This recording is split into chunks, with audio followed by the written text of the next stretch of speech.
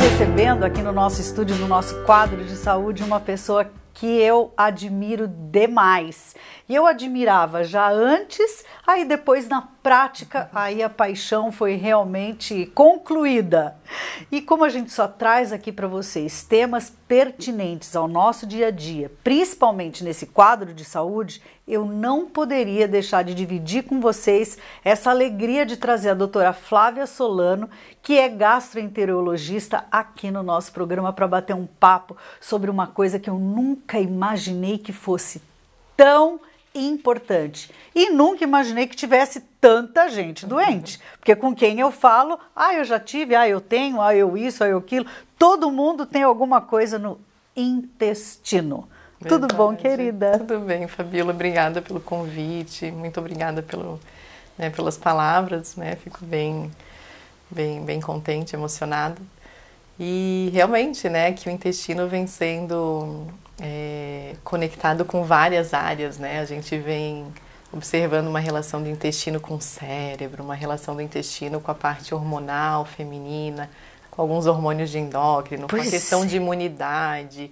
Então é uma conexão com o organismo inteiro. Então, e é vero. É vero, com certeza é vero. E é a tua paixão, né? Então eu comecei a me aprofundar, com certeza, né, nesse assunto, e exatamente por essa conexão, pela função dele ser tão complexa, né, interferir em tantos sistemas, ai meu Deus, deixa eu entender melhor também isso, que até como gastro, a gente tem, né, aquela noção de intestino como órgão que absorve os alimentos, completa a digestão e, né, faz o cocôzinho. Mas quando a gente começou a ler um pouco mais assim sobre essa função, essa conexão, principalmente nos últimos 2, 3 anos, tem vindo assim muitos estudos relacionando eles até doenças psiquiátricas, tudo isso. Então começou a me interessar bastante.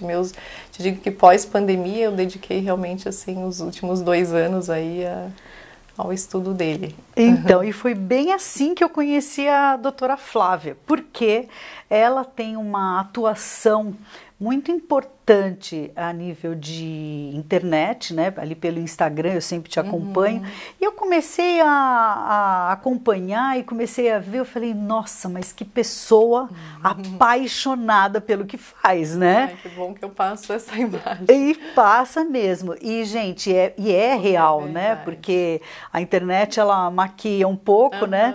Mas ninguém consegue sustentar uma imagem durante tanto tempo. E como eu te acompanhei durante muito tempo, antes de realmente entrar em contato com ela, convidar para vir, ela já veio aqui, ela também é do IGED, né, que acabou de fazer 30 anos, e a gente fez uma matéria muito bacana com o pessoal. Então, assim, tudo que a gente traz aqui, né, Flávia, é mesmo aquilo que a gente pode botar a mão no fogo, aquilo que a gente acredita, né? Com respaldo de informação científica.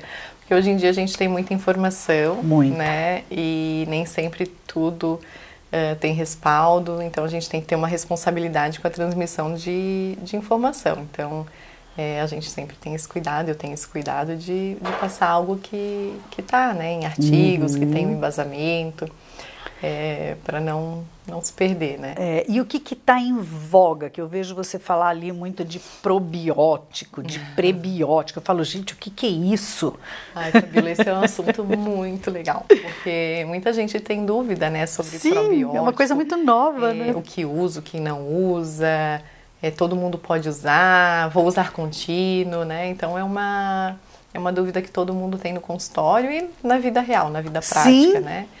Então, acho que a primeira coisa é a gente entender um pouco do conceito, né? O que é probiótico, afinal, né? Então, será que o que eu tenho na barriga são probióticos, são bactérias? O que é isso, né?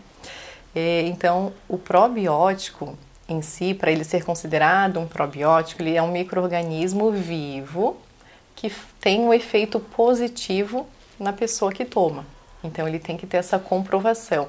Então, para você usar um probiótico e ele ter essa denominação, é porque ele teve algum estudo que trouxe algum benefício para você utilizar. É um medicamento? Não é um medicamento. Eu diria que é tipo um suplemento. Suplemento. Tá? E, pois bem, né, aí a gente pode encontrar probióticos em alimentos, né, por exemplo, tem iogurtes fermentados que têm probióticos naturalmente, o iogurte natural, por exemplo, tem iogurtes que têm adição de probióticos, várias bebidas fermentadas têm probiótico também, e tem a parte comercial, tem comercializado também alguns probióticos, né, e alguns não, vários, né, a gente tem como manipulado ou, né, na indústria farmacêutica uma enormidade, uma infinidade de probióticos. E aí, essa questão dos probióticos, muitas pessoas têm dúvida, né, se pode utilizar, por exemplo, de forma contínua, né? Então, se é algo que me traz algum benefício, tem comprovação. Vou usar contínuo. Pois é, porque virou uma onda, né? Essa história de onda. tomar isso, toma aquilo, toma, né? Exato. Então, a gente tem que ter muito cuidado, né? Pra gente não entrar exatamente nessa situação de modismo, né? Então, para todos os probióticos existe um protocolo, por exemplo, não tem assim um guideline, um consenso que diga exatamente onde que você vai usar cada um. Mas geralmente quando ele foi estudado para determinado benefício. Então, por exemplo, se eu quero atingir pessoas com divertículos, né? De repente eu tenho paciente com diverticulose, eu passou por uma diverticulite, qual probiótico que eu vou de repente utilizar nessa pessoa?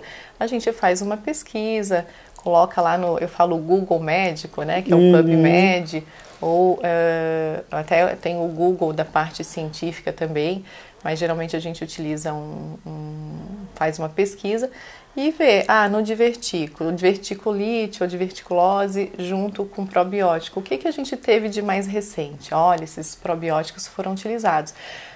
De forma contínua, geralmente não. A gente geralmente, quando utiliza para alguma condição, a gente utiliza por um período pré-determinado. Então, os estudos geralmente trazem um período de uso, uma dose de uso para aquela situação que você está buscando. Mas pode ser utilizado contínuo? Pode ser utilizado contínuo. Então, a gente vê que com o passar da idade, a gente, né, criando, né, vai tendo essa questão não falo envelhecimento, a experiência vai aparecendo, a gente pode ter nesse perfil algum benefício, porque a gente vai diminuindo um pouco a diversidade da nossa microbiota, né, com o passar da idade. Se formos utilizar o termo mais moderno, microbioma, né? Então a gente vai tendo uma diminuição de diversidade no microbiota com o passar da idade. Algumas condições que a gente tem também, como por exemplo autismo, pessoas que estão passando pelo período de menopausa, essas alterações hormonais, a gente pode ter uma indicação de uso contínuo também. Tem aquele kombucha. Kombucha é um alimento fermentado, então como ele ainda não tem um respaldo de ter sido comprovado o benefício, porque ali é muito variado, né, o que eu vejo muitas pessoas falando utilizando. Isso, né? Então, a bebida fermentada certamente tem um efeito probiótico, mas não tem essa denominação porque não teve essa comprovação ainda. Entendi. Né? O kefir, a kombucha, então são bebidas fermentadas, são boas para a saúde de uma forma geral, mas eu não posso chamá-los ainda de probióticos. Entendi. Então, probiótico, quando fala probiótico, ele tem que ter alguma coisa científica. E uma padronização também, né? Entendi. Tipo, por exemplo, eu tenho... eu poderia ter, assim, kombucha de lactobacilos, mas eu não sei exatamente o que tem ainda. E tem uma produção caseira, né? Existem pessoas, né, que fazem isso. Para a gente conseguir ter esse nome, tá? Então dá para utilizar contínuo em algumas situações, dá para utilizar por um período curto. Geralmente a gente tem que entender para que está utilizando. Quais são as doenças do intestino mais comuns? Vixe, olha, vai longe. Porque eu vejo, eu vejo tantas pessoas falando em intestino hoje, não sei se... No consultório... Não sei se é hoje ou se sempre foi, ou você viu que aumentou? Eu falo assim, a minha amostra, né, ela é uma amostra viciada, porque eu sou gastro, então eu recebo basicamente pacientes que têm queixas, né, nessa parte. Mas eu acho que com a modernidade, né, alimentação, estresse, a gente realmente vem desenvolvendo mais sintomas nessa área. Mas em termos de prevalência, a gente tem muitas doenças. A gente pode ter as doenças de inflamação no intestino, que são as doenças de Crohn, retocolite, as doenças a diverticulose, doença diverticular. A gente pode ter as doenças que são as intolerâncias alimentares, que são super frequentes. Nossa, né? Isso então é Todo mundo tem algum tipo, não né? é? Alguma sensibilidade alimentar e acaba envolvendo o funcionamento do intestino. Sim. Ou o aparecimento de sintomas, né? Estufamento, inchaço, distensão. E aí o probiótico ajuda em tudo isso. Tem situações, com certeza nas doenças inflamatórias, né? Tem perfil de probiótico para isso, perfil super, né? Tipos de probióticos bem específicos comprovados. Nas doenças, nas intolerâncias, por exemplo, tem um tipo de lactobacilo que ajuda a digerir a lactose. Então, né, tem os probióticos que são estudados para os pacientes com doença celíaca. Então, tem sim muita atuação nas doenças gastrointestinais. Mas é bem bacana, até que você comentou sobre a questão gástrica, mas a gente tem até o uso hoje do probiótico fora do intestino. Então, tem uma classe de probióticos que chama psicobiótico. Oi! É bem bacana. A gente tem utilizado muito quando a gente quer conseguir um efeito na questão comportamental, no estímulo da liberação de alguns neurotransmissores. Nossa! Então, o psicobiótico tem uma atuação na parte psiquiátrica ou na parte neuro, né, do paciente. Então, tem os cosmebióticos, que são utilizados na parte de cosméticos com benefício, né, na pele, enfim, cabelo. Você está estudando tudo isso? Sim, a gente tem estudado. Eu tenho estudado bastante essa parte. E tem probióticos junto com fibras que são os simbióticos. Então, os nomes, né, são bem diversos também. Mas é legal porque eu acho que abre um leque de opções e eu sempre falo aqui que quem ganha são os pacientes, né? Verdade. Somos nós, né? E só que muita gente não tem acesso a essa informação ainda, né? Porque eu acho que é uma coisa muito nova. Até na parte médica é uma coisa nova. Os probióticos, na verdade, foram a primeira descrição deles, né? Foi por um russo lá no início do século XX. Mas o maior destaque, né, nos últimos anos. Então, até né? para a classe médica, se você de repente não dedicar um tempo para estudar essa parte da medicina, você acaba não tendo muito contato, porque a gente não aprende na faculdade sobre isso, né? E o fato do intestino estar ligado a tantas coisas diferentes, né? A gente usa muito aquele termo, né? O fulano é enfesado, né? Sim, hoje eu ainda ouvi no consultório. Né? Quer dizer, enfesado significa... Porque tem uma situação, com certeza, né? E tem relação com a liberação de neurotransmissores. A gente fala da serotonina, que é o neurotransmissor, né? Da alegria, felicidade. Mas a maior parte da serotonina é produzida no intestino. No intestino, então, e todo mundo acha que é aqui. Então tem muita relação com a questão do humor, com a questão do sono, né? A gente vê bastante interferência quando a gente vê desequilíbrios aí dentro da barriga, né? Ou seja, se você tem constipação ou se você tem uma diarreia frequente, é que todo mundo acha que é tudo meio normal, né? As pessoas acostumam, né? Você acostuma a ter uma diarreia ou você acostuma a não ir no banheiro todo dia, mas o normal é ser normal, né? Isso mesmo, a gente tem, né, uns preconceitos de normalidade, né? Então, o ideal é que o intestino funcione todo dia, uma vez por dia, no máximo dia sim, dia não, e principalmente que o aspecto das fezes seja um aspecto saudável, que você não tenha esforço para fazer cocô, que não seja muito duro nem muito amolecido, né? Então tem um padrão de normalidade. Quando a gente começa a conversar com as pessoas, né, e recentemente eu tive um problema grave, a gente começa a ver o quanto as pessoas estão adoecendo, né? Mas eu acho que é pela alimentação desregrada, no meu caso, com certeza foi, e outros fatores, né? Eu acho que o estresse também, né? O estresse, Fabiola, eu vejo que é um fator comum, assim, no consultório, Com certeza, estresse aumentado, ansiedade aumentada, essa demanda que a gente tem de dar conta de tudo, e isso sobrecarrega e desequilibra. Você tem um cérebro que está sempre muito ativado, e essa ativação acaba, de uma forma ou outra, estando interligado com o nosso segundo cérebro, que está no intestino.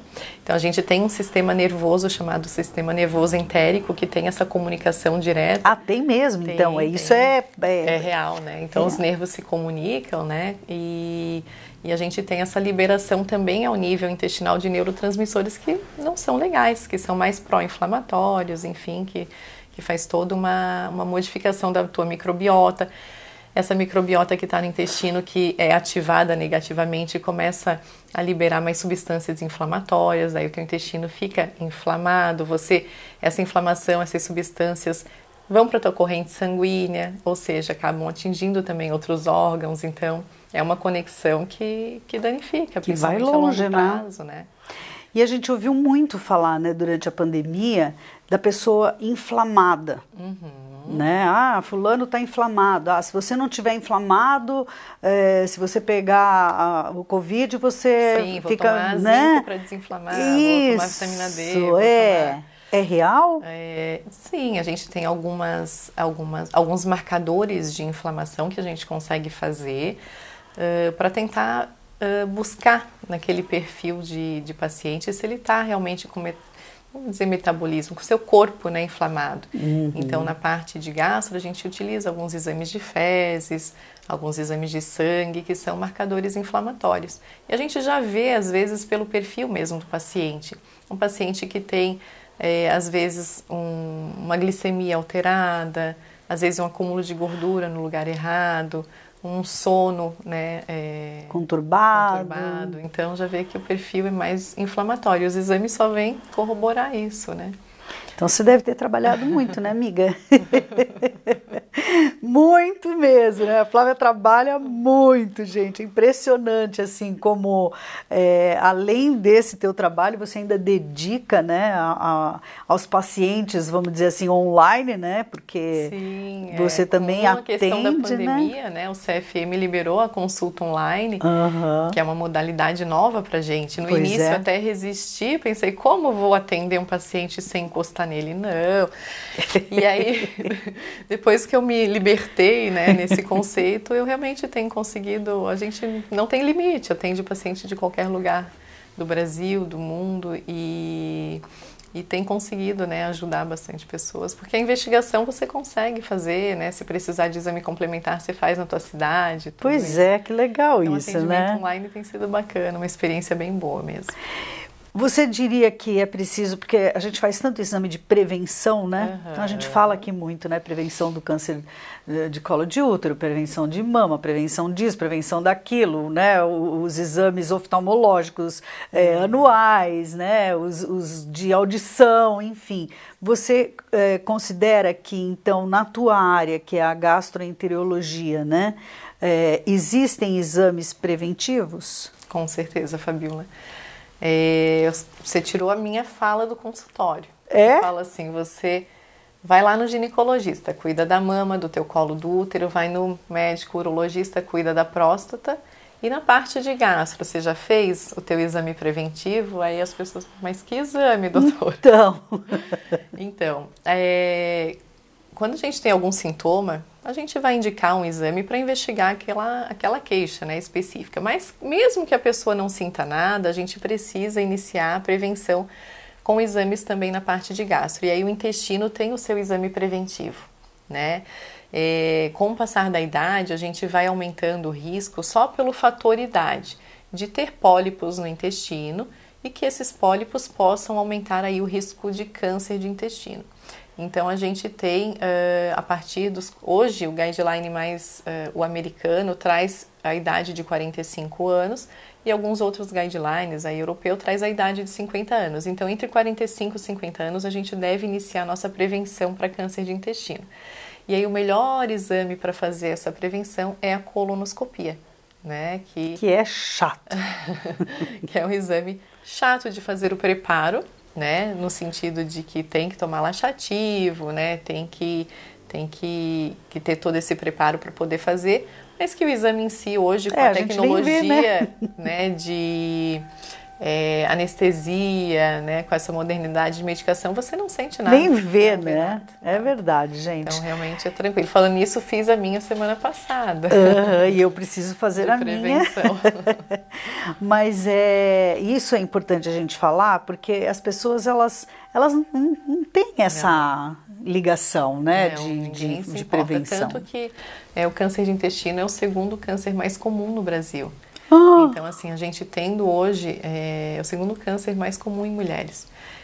Tendo hoje essa questão de a prevenção está na mão, tem a colonoscopia que vai lá, se tiver pólipo já retira, não deixa a situação evoluir. Então, assim, a gente tem que batalhar em difundir essa informação. Sim, estamos aqui para isso. Está na mão a prevenção, a gente não pode deixar realmente acontecer. E olha, gente, é tranquilo, tá? E é importante. De quanto em quanto tempo? Tudo vai depender dos achados. Se a gente tiver pólipo no intestino, e dependendo do tipo de pólipo, a gente orienta a repetir entre 2 a 3 anos, às vezes em 1 ano, dependendo do pólipo, às vezes em 3 meses, o que não é comum. Eu digo que na maioria das vezes, em torno de 2 a 3 anos. Não deu nada, deu normal, a tendência é que a gente oriente a repetir em 5 anos. Até um tempo atrás, a gente falava 10 anos vale a colonoscopia. Mas pelo fato de, nesse intervalo, alguns pacientes às vezes desenvolverem o câncer, né, as pessoas que fazem esses protocolos orientaram reduzir esse tempo de espera. Então, de 5 em 5 anos é um bom tempo. Tá? O nosso tema de hoje foi intestino, mas eu sempre falo para a Flávia que a gente tem um mundo aí para explorar, né? Porque tem toda a parte de estômago, tem toda a parte gastro, né? Começa na boca, intestino, pâncreas, fígado, vai... Pode se preparar, querida, porque você não vai parar de vir aqui, né, gente? Nós vamos querer a doutora Flávia aqui para falar sobre esses temas que são tão pertinentes no momento, né? As gastrites da vida, né? As úlceras, né? Eu te agradeço toda a oportunidade de estar aqui falando. E acho que é isso, é difundindo, a gente... né, explicando na internet, nos programas, que realmente as pessoas vão conseguindo se informar e ir buscando aí um pouco mais a sua saúde. É para isso que a gente está aqui, né? E esse quadro de saúde é um quadro que as pessoas amam. E nós estamos há 23 anos no ar, a gente assim tem um feedback do público, né? Verdade. Então é muito legal porque vocês ficam bem à vontade, né, de encontrar profissionais. Eu sempre falo que a gente não precisa sair de Joinville para buscar nenhum tipo de profissional fora, né? O que vai ser falado aqui vai ser falado em todo lugar, né? E nós temos aqui excelentes clínicas, excelentes profissionais de todas as áreas, né? Claro que não dá tempo da gente chamar todo mundo, mas nesse nosso dia a dia a gente vai garimpando aqui um e outro e vai trazendo para vocês esse mundo de informações importantíssimas e principalmente com esse objetivo, né? O objetivo de prevenir, o objetivo de informar e até, de certa forma, valorizar o profissional que está aqui do nosso lado, né? O profissional que a gente tem acesso. E com a internet hoje, né? Todo mundo tem... A informação vai longe. Flávia, muito obrigada por ter vindo, por ter aceito o nosso convite. Essa mulher é cheia, a agenda dela é entupida de coisa. Foi assim, ó... Imagina, eu que te agradeço de novo a oportunidade de estar aqui, é sempre um prazer, né, estar contigo. Como eu te falei, eu me sinto muito bem aqui conversando contigo, um bate-papo muito bom. Que bom, obrigada. É isso, gente, siga a doutora Flávia também nas redes sociais, né, tá aí, né, para vocês começarem realmente a entender um pouco mais desse mundo, porque ali é muita informação. E a gente vai ficando por aqui, agradecendo a sua audiência mais uma vez, porque... Isso assim, é o maior prazer da minha vida, é estar aqui com vocês e ter esse feedback. Quando a gente sai, um vem falar, o outro vem, é muito gostoso. Ó, beijo. Tchau, querida. Tchau.